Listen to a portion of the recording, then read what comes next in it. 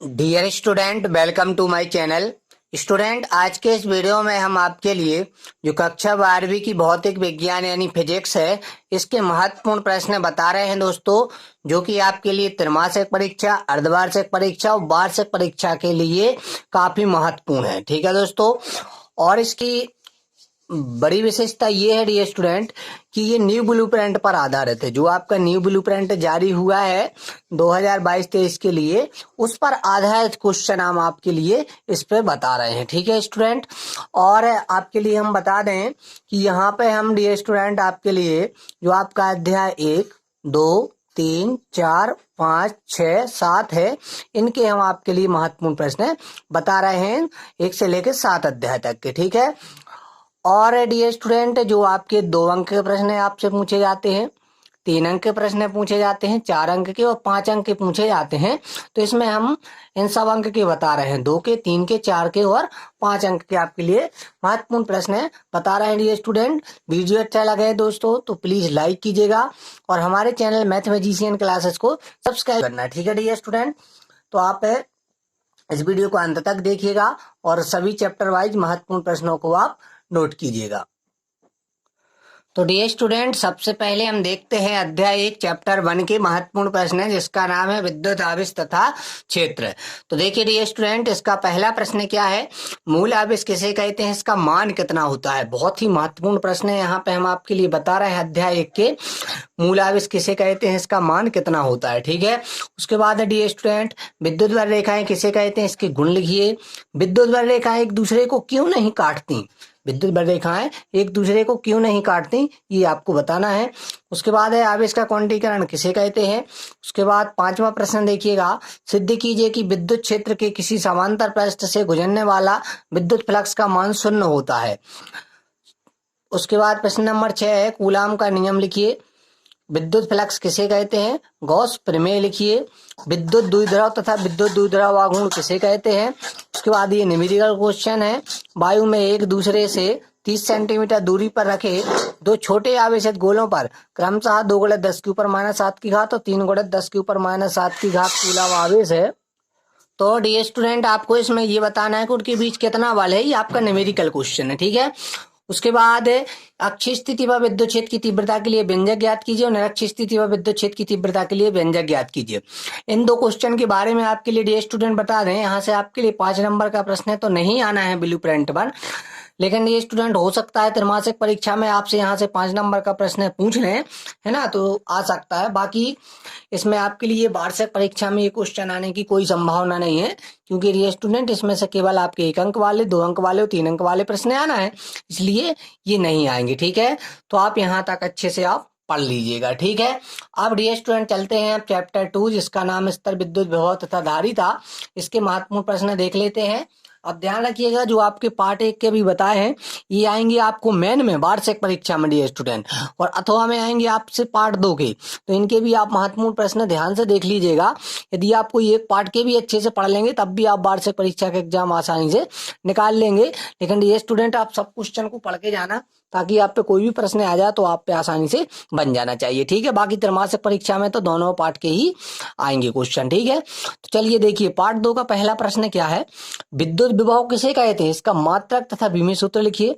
किसी आवेशित चालक के अंदर विद्युत क्षेत्र एवं विद्युत विभव को स्पष्ट कीजिए। समविभव पृष्ठ किसे कहते हैं, इसके गुण लिखिए। उसके बाद विद्युत धारिता किसे कहते हैं, इसका मात्रक तथा विमीय सूत्र लिखिए। यदि 3 संधारित्र C1, C2 व C3 श्रेणी क्रम में जुड़े हैं, तो तुल्य संधारित्र की को ज्ञात करना है। मतलब आपको संधारित्रों का यहाँ पे कौन सा क्रम लगाना है, श्रेणी क्रम संयोजन यहाँ पे लगाना है।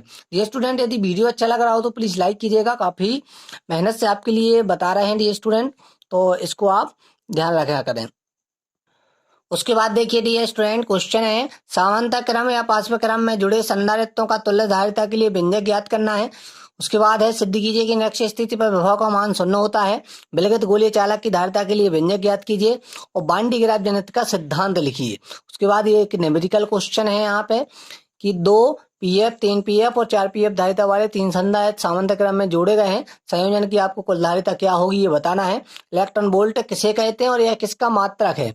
बहुत ही अच्छा क्वेश्चन है, इलेक्ट्रॉन वोल्ट किसे कहते हैं और यह किसका मात्रक है, आपको यहाँ पे बताना है। और उसके बाद है 12वां प्रश्न है, पृथ्वी के विभव को शून्य क्यों माना जाता है, ये आपको बताना है। दो समविभव पृष्ठ एक दूसरे को प्रतिच्छेद क्यों नहीं करते हैं। उसके बाद है 6400 किलोमीटर, है ना, 6400 किलोमीटर त्रिज्या वाली पृथ्वी को की विद्युत धारिता माइक्रोफैराड में ज्ञात करना है। आपको 6400 को माइक्रोफैराड में कन्वर्ट करना है 6400 को। ठीक है डियर स्टूडेंट, अब इस प्रकार हमने यहाँ पे पार्ट 2 के सभी बता दिए हैं। अब चलते हैं हम पार्ट 3 की ओर। अब देखिए डियर स्टूडेंट, पार्ट 3 विद्युत धारा के महत्वपूर्ण प्रश्न है। तो पहला महत्वपूर्ण प्रश्न है, ओम का नियम तथा उसकी सीमाएं लिखिए। किरचॉफ के नियम लिखिए। किरचॉफ का वोल्टता नियम यानी कि द्वितीय नियम लिखना है। किसी सेल के विद्युत वाहक बल, विभवांतर और आंतरिक प्रतिरोध आर में संबंध, आपको स्मॉल आर में संबंध ज्ञात करना है। उसके बाद है क्वेश्चन कि विद्युत परिपथ की सहायता से विभव मापी का सिद्धांत समझाइए। किसी विद्युत परिपथ में प्रतिरोध, है ना, जो होते हैं को प्रतिरोधों को आप समझिए और उसकी निर्भरता के कारक लिखना है। ठीक है डियर स्टूडेंट, उसके बाद है क्वेश्चन व्हीटस्टोन सेतु का सिद्धांत लिखिए। निम्न को आपको परिभाषित करना है, विद्युत धारा को, धारा घनत्व को, अपवाय वेग या अनुगमन वेग को, है ना, ये प्रतिरोध के लिए और विद्युत वाहक बल के लिए। उसके बाद है डियर स्टूडेंट चालक प्रतिरोध और विशिष्ट प्रतिरोध में अंतर लिखना है कोई 3। विद्युत वाहक बल और विभवांतर में अंतर लिखना है कोई 3। 3 पार्ट डियर स्टूडेंट काफी महत्वपूर्ण है आपके लिए। इसकी अलग से यूनिट बनाई गई है, यूनिट 2, तो इसमें केवल 3 ही पार्ट के आएंगे। मैन में भी 3 के आएंगे और अथवा में भी 3 ही पार्ट के आएंगे, इसलिए आप इन सभी प्रश्नों को ध्यान से समझिएगा। ठीक है, उसके बाद है मोटर गाड़ी को स्टार्ट करने पर उसकी हेडलाइट कुछ मंद हो जाती है, क्यों, आपके लिए बताना है। विभव मापी और वोल्ट मीटर में अंतर लिखना है। समझाइए कि विभव मापी एक आदर्श वोल्ट मीटर है, या फिर ऐसा आ सकता है क्वेश्चन कि विभव मापी वोल्ट मीटर से किस प्रकार श्रेष्ठ है। तो दोनों प्रश्न समान है, बस आपको ये देखना है कि एग्जाम में किस तरीके से आपसे पूछा जाता है। उसके बाद है क्वेश्चन अनुगमन वेग और विद्युत धारा में संबंध स्थापित करना है। आपको अनुगमन वेग और विद्युत धारा में संबंध स्थापित करना है और धारा घनत्व और अनुगमन वेग में संबंध स्थापित करना। उसके बाद आगे देखिएगा डियर स्टूडेंट कि यदि किसी चालक की लंबाई दुगनी कर दी जाए तो प्रतिरोध कितने गुना होगा, और यदि किसी चालक की लंबाई खींचकर दुगनी कर दें तो प्रतिरोध कितने गुना होगा। दोनों प्रश्न काफी महत्वपूर्ण है, ध्यान से इनको सॉल्व कीजिएगा। और जो प्रश्न आपसे नहीं बनते हैं आप कमेंट में बताइएगा कि आप पे कौन सा प्रश्न नहीं बनता है। अब देखिएगा, ओमीय परिपथ, अनोमीय परिपथ तथा श्रांति काल को परिभाषित करना है। इस प्रकार आपके पार्ट 3 के सभी महत्वपूर्ण प्रश्न आपके लिए बता दिए हैं। अब देखते हैं हम डियर स्टूडेंट पार्ट 4 के महत्वपूर्ण प्रश्न, इसका नाम क्या है पार्ट 4 का, गतिमान आवेश और चुंबकत्व। अब डियर स्टूडेंट यदि आप इसकी पीडीएफ चाहते हैं तो डिस्क्रिप्शन में जाइएगा, वहां पे लिंक है, वहां से आप डाउनलोड कर लीजिएगा, वहां पे आपके लिए मिल जाएगी। दोस्तों वीडियो को प्लीज लाइक जरूर करना, ठीक है, और कमेंट में जरूर बताना कि आपके लिए आपकी तैयारी कैसी चल रही है ना। और आप यहाँ पे जितने प्रश्न बता रहे हैं इनमें से कितने प्रश्न आप पे बनते हैं, कितने नहीं बनते, सब चीजें आप बताइएगा और कमेंट कीजिएगा। जो जो प्रश्न आप पे नहीं बनते हैं पार्ट का नाम डाल दीजिए और प्रश्न संख्या डाल दीजिएगा कि हम पे ये नहीं बन रहा है। ठीक है, अब देखते हैं हम पार्ट 4 गतिमान आवेश चुंबकत्व में पहला महत्वपूर्ण प्रश्न है कि 1 एम्पियर को परिभाषित कीजिए। लॉरेंज बल किसे कहते हैं। बायो सावर्ट का नियम सदिश रूप में लिखिए। अमीटर और वोल्ट मीटर में कोई दो अंतर लिखिए। चुंबकीय बल रेखाएं किसे कहते हैं, इसके गुण लिखिए। संट क्या है, उपयोग लाभ हानि लिखिए। धारामापी किसे कहते हैं, इसके प्रकार लिखिए। उसके बाद चुंबक संबंधी गॉस नियम लिखिए। एक लंबे सीधे तार में 35 एम्पियर धारा प्रवाहित हो रही है तो तार से 20 सेंटीमीटर दूरी पर स्थित किसी बिंदु पर चुंबकीय क्षेत्र का परिमाण क्या होगा। ये यहाँ पे आपके इस प्रकार पार्ट 4 के सभी महत्वपूर्ण प्रश्न हमने बता दिए हैं आपके लिए। यहाँ से यूनिट 3 स्टार्ट हो जाती है ना, जो 4 और 5 पार्ट से मिलाई के बनाई जाती है। ठीक है, 4 में मेन के आते हैं, मेन वाले क्वेश्चन आते हैं और 5 पार्ट के अथवा में आते हैं। ठीक है, तो ये आपको वार्षिक परीक्षा का है, बाकी त्रैमासिक परीक्षा में तो आपके लिए प्रश्न मेन और अथवा में कहीं भी आ सकते हैं, है ना। तो ये ध्यान रखना, आप अच्छे से तैयारी करना। यदि एक बार प्रश्नों को आप पढ़ लेते हैं तो आप सभी परीक्षाओं के लिए उसको तैयार कर लेते हैं। ठीक है, तो इस प्रकार आपके पार्ट 4 के प्रश्न कंप्लीट होते हुए अब देखते हैं हम अध्याय 5 के। तो मेरे डियर स्टूडेंट अब जो आपका पार्ट 5 है जिसका नाम है चुंबकत्व एवं द्रव, इसमें पहला प्रश्न है भूचुंबकीय तत्व कौन कौन से हैं समझाइए अथवा निम्न को आप परिभाषित कीजिए। जैसे नमन कोण, नति कोण, दिक्पात कोण और पृथ्वी के चुंबकीय में चुंबकीय क्षेत्र की क्षैतिज तीव्रता। मतलब दोस्तों भूचुंबकीय तत्व कौन है, ये 3 हो तो 3 ही तो है, नमन कोण या नति कोण, दिक्पात और ये आपकी पृथ्वी के चुंबकीय क्षेत्र की क्षैतिज तीव्रता। ठीक है, तो ये भूचुंबकीय तत्व है। ठीक है मेरे डियर स्टूडेंट, तो ये हो गया या फिर ये आ जाए, है ना, तो आप ध्यान से इनको लिखिएगा। अगला क्वेश्चन है नमन कोण, नति कोण, है ना, ये आपके लिए यहाँ पे परिभाषित करना बताना है। उसके बाद अगला प्रश्न है चुंबकीय क्षेत्र की परिभाषा लिखना है, मात्रक तथा विमीय सूत्र लिखिए, ठीक है। उसके बाद एच भी थीटा में संबंध, मतलब डियर स्टूडेंट आपके लिए एच आई वी और तथा थीटा में आपसे क्या है रिलेशन आएगा, तो आपके लिए रिलेशन निकालना पड़ेगा, एच बी थीटा में संबंध बताना पड़ेगा, ठीक है। उसके बाद है निम्न को उदाहरण सहित परिभाषित कीजिए, प्रतिचुंबकीय पदार्थ, अनुचुंबकीय पदार्थ और लोह चुंबकीय पदार्थ, और इनमें अंतर आप ध्यान से समझ लीजिएगा, दो अंतर याद कर लीजिएगा, प्रतिचुंबकीय पदार्थ, लोह चुंबकीय पदार्थ और अनुचुंबकीय पदार्थों में, ठीक है। बहुत आसानी से है, एक एक आपका उदाहरण का अंतर बन जाएगा और एक एक गुण लिख लीजिएगा तो आप अंतर आराम से लिख लोगे, ठीक है स्टूडेंट। और बाकी यहाँ पे आपके लिए हम चैनल पे अपलोड है वीडियो कर देंगे जिसमें आपके लिए अच्छे से समझा देंगे प्रतिचुंबकीय पदार्थ, अनुचुंबकीय पदार्थ और लोह चुंबकीय पदार्थ, ठीक है। तो आप उससे वहां से भी आसानी से कर लीजिए। बाकी जो प्रश्न आपके लिए पढ़ा रहे हैं सभी हमारे चैनल पर डले हुए हैं, वहां से आप देख लीजिएगा, या फिर नहीं बनता है तो आप कमेंट में बताइएगा, हम ये प्रश्न नहीं बनता तो उसका हम अलग से फिर से आपके लिए प्रोवाइड करा देंगे, ठीक है डियर स्टूडेंट।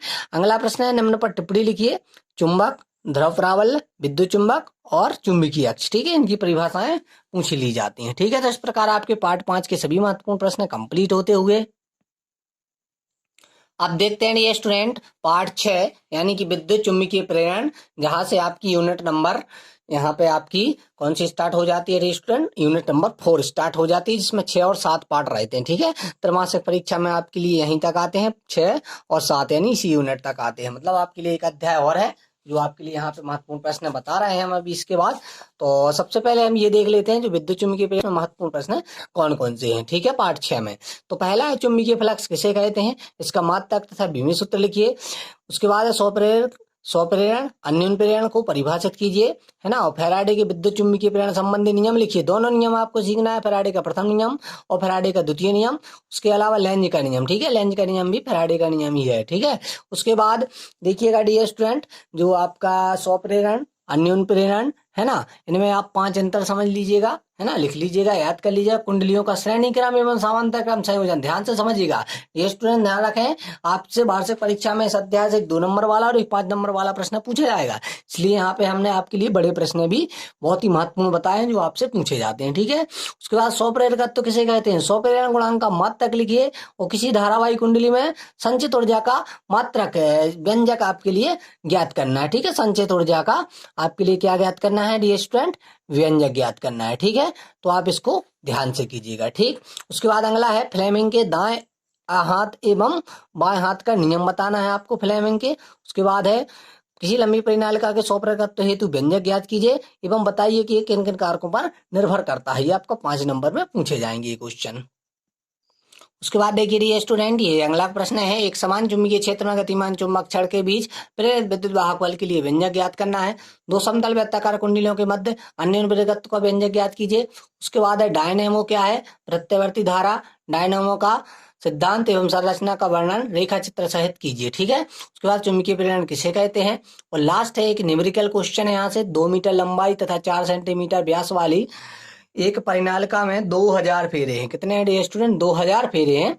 तो इसके मध्य में 1000 फेरों वाली एक द्वितीयक परिनालिका लिपटी हुई है, तो दोनों परिनालिकाओं के मध्य आपको अन्य प्रेरकत्व ज्ञात करना है, ठीक है स्टूडेंट। तो इस प्रकार हमने पार्ट 6 के बता दिए हैं। अब आपके लिए यहाँ पे हम पार्ट 7 के बताते हैं। यहाँ से डियर स्टूडेंट पार्ट 7 से यानी प्रत्यावर्ती धारा से 5 नंबर में क्वेश्चन फिक्स रहता है कि यहाँ पे ट्रांसफार्मर के बारे में आता है, ठीक है डियर स्टूडेंट। 2 नंबर के लिए यहाँ पे आपको पढ़ना है, 5 नंबर के कुछ पढ़ लीजिएगा, भले ही आता है ट्रांसफार्मर लेकिन फिर भी आपको पढ़ना जरूरी है, ठीक है। तो देखिए यहाँ पे पहला प्रश्न है प्रत्यावर्ती धारा और दृष्टि धारा में अंतर लिखिए, प्रत्यावर्ती धारा से विद्युत अपघटन क्यों नहीं होता, और उसके बाद गुणता गुणांक, जो गुणता गुणांक क्यू है ये क्या है आपको ये बताना है। इसके लिए सूत्र लिखिए, ट्रांसफार्मर को निम्न बिंदुओं के आधार पर समझ लीजिएगा, नामांकित चित्र बनाइएगा, सिद्धांत लिखिएगा। उसके बाद परिणाम अनुपात उसका सूत्र लिखिए, जो परिणाम अनुपात सूत्र होता है ना डी स्टूडेंट, ये यहाँ पे आपको सीखना है परिणाम अनुपात, ठीक है। और उसके बाद ऊर्जा के क्षय के कारण एवं उसके रोकथाम के उपाय, ये सब चीजें आपको समझना है। इसके अलावा ट्रांसफार्मर 2 प्रकार का होता है, एक अपचायी ट्रांसफार्मर, एक उच्चायी ट्रांसफार्मर, तो दोनों की परिभाषा समझिएगा और उनमें अंतर भी आप सीख लीजिएगा, ठीक है डी स्टूडेंट। उसके बाद है प्रश्न है एसी परिपथ के लिए सिद्ध करना है पी एवरेज बराबर V R M S into I R M S into cos pi, ठीक है। बहुत ही ही इंपॉर्टेंट डेरिवेशन है ये, पी एवरेज बराबर VRMS into IRMS into cos pi, ठीक है। इसको आपको प्रूव करना सीखना है। उसके बाद एसी परिपथ में संधारित्र की जो प्रतिघात है इससे क्या तात्पर्य है, इसका व्यंजक बताना है, आपको ज्ञात करना है। एसी परिपथ में और जो प्रतिघात से क्या तात्पर्य है, ठीक है, इसका व्यंजक आपको प्राप्त करना है, ठीक है। तो ये प्रतिघात और प्रतिबाधा ये दो चीजें होती हैं, तो आपको यहाँ पे बताना है, एक में प्रतिघात और एक में डियर स्टूडेंट प्रतिबाधा, ठीक है, प्रतिबाधा, ठीक है। दोनों के लिए आपको व्यंजक सीखना है। उसके बाद है सिद्दीकी जी की प्रत्यवर्ती धारा से जो जुड़े LCR परिपथ की अनुनादी आवृत्ति है वो होती है m बराबर 1/2, है ना, 1/2 पाई, उसके बाद √LC होती है, ठीक है ना। तो इसको आप ध्यान से इसको सीख लीजिएगा, ठीक है। उसके बाद ये स्टूडेंट यहाँ का लास्ट क्वेश्चन है, LCR परिपथ में आपके लिए चीजें सीखना है, विद्युत परिपथ, फेजर आरेख, परिणामी वोल्टेज, प्रतिबाधा तथा कलांतर, इनको निकालना आपके लिए सीखना है। तो डियर स्टूडेंट हमने यहाँ पे आपके लिए सभी बता दिए हैं प्रश्न, 1 से लेकर 7 पार्ट तक के प्रश्न बता दिए हैं, 2, 3, 4, 5 अंक वाले और न्यू ब्लू प्रिंट पर आधारित बताए हैं डियर स्टूडेंट। अब इनका यदि आप सॉल्यूशन चाहते हैं डियर स्टूडेंट तो यहाँ पे हम आपके लिए टारगेट रखते हैं, यदि आप इस पे 5, है ना दोस्तों, 500 लाइक यदि आप इस पे कर देते हैं तो हम आपके लिए निश्चित ही डियर स्टूडेंट ने जितने भी प्रश्न बताए हैं सबका आपके लिए सॉल्यूशन बताएंगे। तो डियर स्टूडेंट प्लीज इस वीडियो को आप अपने दोस्तों के साथ शेयर कीजिएगा, है ना। और जैसे ही इसके 500 यानी 500 लाइक कंप्लीट हो जाते हैं तो जितने भी प्रश्न आपके लिए बताए हैं डियर स्टूडेंट सबका हम यहाँ पे आपके लिए सॉल्यूशन जरूर बताएंगे, ठीक है डियर स्टूडेंट। फिर चलते हैं, फिर मिलेंगे नेक्स्ट वीडियो में, जब तक के लिए जय हिंद जय भारत।